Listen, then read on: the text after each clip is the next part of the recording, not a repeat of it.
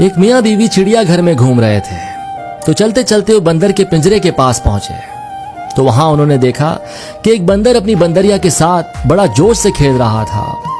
یہ دیکھ کر بیوی اپنے شوہر سے بولی، دیکھیں کتنا رومانٹک جانور ہے، اپنی پارٹنر کے ساتھ کیسے کھیل رہا ہے، ان کا آپس میں پیار بہت ہے۔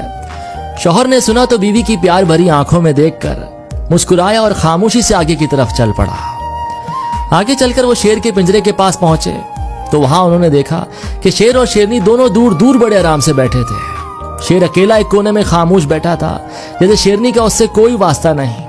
یہ دیکھ کر بیوی اپنے شوہر سے دکھ بھرے الفاظوں میں بولی، کیسے جانور ہیں، شیر کو دیکھیں کیسا الگ بیٹھا ہے، جیسے شیرنی کو یہ جانتا ہی نہیں، مجھے ان کا آپس میں بالکل پیار نہیں لگتا۔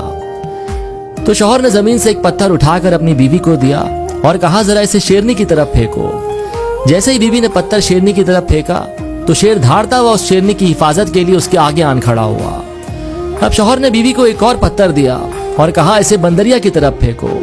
جیسے ہی بیوی نے پتھر بندریا کی طرف پھینکا تو بندر اپنی بندریا کو چھوڑ کر اپنی جان بچانے کے لیے سیدھا پیڑ پر چڑھ گیا۔